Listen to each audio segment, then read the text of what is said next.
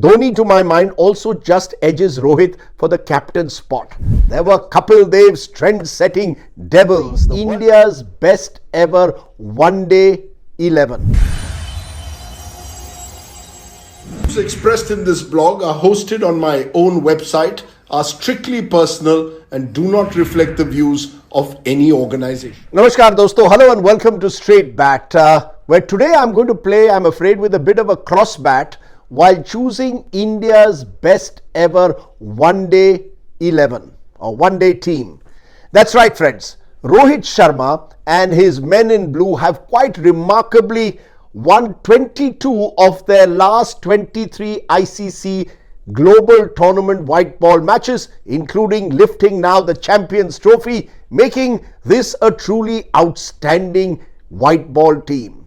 But we sometimes, in the age in which we live, have short memories and forget that long before this incredible batch of 2025, there were the 2011 World Cup winners. And before that, there were Kapil Dev's trend-setting Devils, the World Cup champions of 1983. So on a flight from Mumbai to Delhi, I decided to choose my best ever Indian ODI team across the three ICC trophy winning teams. Let's start therefore with my choice for the best ever Indian ODI 11 with the openers. Personally, I think this is a bit of a no-brainer. Rohit Sharma for me has been the ultimate ODI hitman batsman. Someone who makes batting look ridiculously easy with his stroke play. He's the first and only cricketer in the world to have scored 3 ODI double tons. No one else has scored more than 1. So you can just imagine the nature of Rohit's feat and the impact he's had on the ODI game. 1,038 fours and 344 sixes place him next only to Shahid Afridi in terms of sixes hit. To my mind, therefore, Rohit Sharma at the top of the innings is in a league of his own, an all-time ODI great. To partner Rohit Sharma, I have chosen another bit of a hitman, Virender Sehwag. For an aggressive batsman, Sehwag's ODI record may not be as impressive as his test record. In Tests, Sehwag has 23 centuries and is the only Indian with 2 triple tons. In ODIs, he has a lesser 15 centuries and averages just about 35. But his strike rate is still over 100 and he was easily the most impactful, game-changing opener of his generation. Just think about it.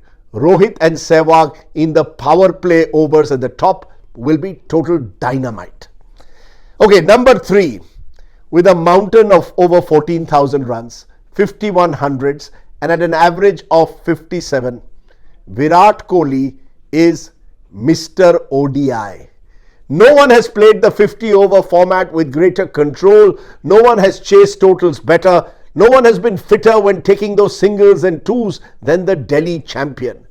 No Indian ODI team would be complete without Virat, who, don't forget, is also one of the safest fielders in the outfield. Virat walks into the Indian team as the numero uno ODI batsman of his generation. Someone who has redefined the sport. At number 4, with Virat at 3, can Sachin at 4 be far behind? That's right, the legend has scored over a staggering 18,000 runs over 463 ODI games. And yes, his finest performances may have come as an ODI opener, but make no mistake, Sachin Ramesh Tendulkar could bat anywhere, anytime, any conditions.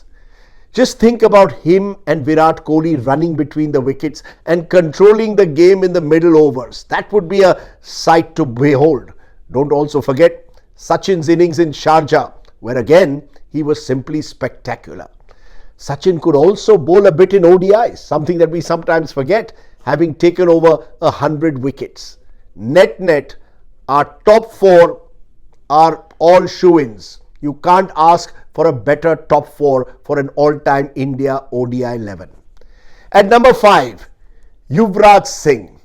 You see, after 4 dynamite right-handers, you need a big hitting left-hander in my view at number 5, someone who's got that X factor. Yuvraj Singh was man of the tournament when India won the 2011 World Cup, and deservedly so. He was the made-for-white ball champion cricketer. A natural six-hitter, he hit 155 sixes in his ODI career. And also, remember, memorably 6 sixes in a T20 over as well. He also has that unique ability to turn it on when it counted. A big match player with a fearless attitude. Don't also forget that Yuvraj with his left arm spin could take key wickets. If you don't believe me, ask Kevin Peterson.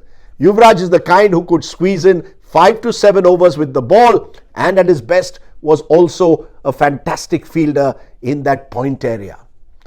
At number 6, this is a bit of a strange choice, some would think.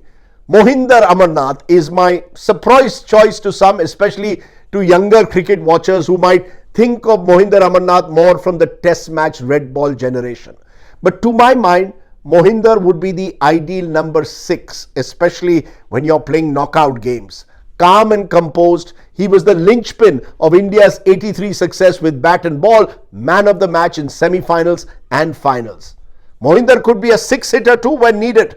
Pakistan's leg spinner Abdul Qadir was taken to the cleaners by him, and he hooked the best of the West Indian, Pakistani and Australian fast bowlers. Yes, he was an original test player, but just the kind you need during a crunch ODI match. Between him and Yuvraj, they would fill in my 5th bowler quota, especially in overseas conditions. At number 7, the one and only Kapil Dev, the OG of the ODI game. I mean, honestly, has anyone ever been made for instant cricket quite like Kapil Paji? He could turn a game in the matter of moments, be it with bat or ball. His 175 not out against Zimbabwe remains, to my mind, the greatest or certainly the most important ODI innings played in Indian cricket history. He played the sport with effervescence and plenty of skill. Anyone who saw him hit the English off-spinner Eddie Hemmings for 4 sixes in a row to save a follow-on, yes, in a test match though, will know what it means to say, Kapil Dev da jawab nahi. Don't forget also his supreme fielding and catching skills, and you just about have the perfect ODI all-rounder, the ultimate impact player. At number 8, well, we haven't picked a wicket-keeper yet, nor have we picked a captain. But there is one person who stands out in ODI cricket above all else. 350 ODIs at an average of 50, a strike rate of 87, Mahendra Singh Dhoni is extra special. He could bat anywhere in the order, scored centuries as an opener, memorably went in at number 5 to win that 2011 World Cup. Dhoni, to my mind, also just edges Rohit for the captain spot. There was something wonderfully reassuring about Dhoni as an ODI leader, someone who could soak in the pressure both as captain and as batsman in the crunch overs. We've already got a top 8 like no other, but at number 9, I have chosen Ravindra Jadeja as my spinning choice. That may surprise a few who labelled him as a bits and pieces cricketer, but make no mistake, Jaddu is a quality bowler and batsman who can be counted on to deliver in the crucial death overs. 231 wickets at under 5 runs and over economy rate and a strike rate of over 85 makes him invaluable. Not to forget that Ravindra Jadeja is arguably the best ever all-round Indian fielder that we've ever seen. At number 10, Zaheer Khan is one of my fast bowling choices. Now that may seem a left-handed choice or left field choice to some, but being left-handed gives Zaheer an edge over others like Mohammad Shami. Zaheer could strike at the top, bowl reverse swing in the middle and had a skillful yorker at the end. His economy rate is less than 5 runs and over 200 ODIs. A truly special achievement that tells you about the talent that Zaheer Khan had. At number 11, Jasprit Bumrah. If Virat Kohli is the batting boss of the ODI game, Bumrah is the bowling king. Is there anything Bumrah can't do with the ball in hand, white or red? He is shock bowler and economy bowler, a rare combination. He takes his wickets every 30 balls, that's every 5 overs, at an average of 4.5 runs and over. He is truly one of a kind, a true match winner that India would need with the new ball. As a 12th man, I've gone for Harbhajan Singh. Because if the match is played in India, Harbhajan replaces Mohinder in my team, and then we have 5 specialist bowlers. As an offie, Harbhajan was a strike bowler who takes wickets every 33 balls at an economy rate of 4.3. Not to forget that Harbhajan could tonk the ball if required. That then is my all-time ODI 11 based on those who won World Cup trophies or have been involved either World T20 or ODI trophies. What is your all-time ODI Indian 11? Do write back with your choices. You're welcome to differ with mine, but let's engage with each other. That was the straight bat at a time when India has lifted the Champions Trophy in a game where playing cross bat sometimes does work. Jai Hind. Namaskar.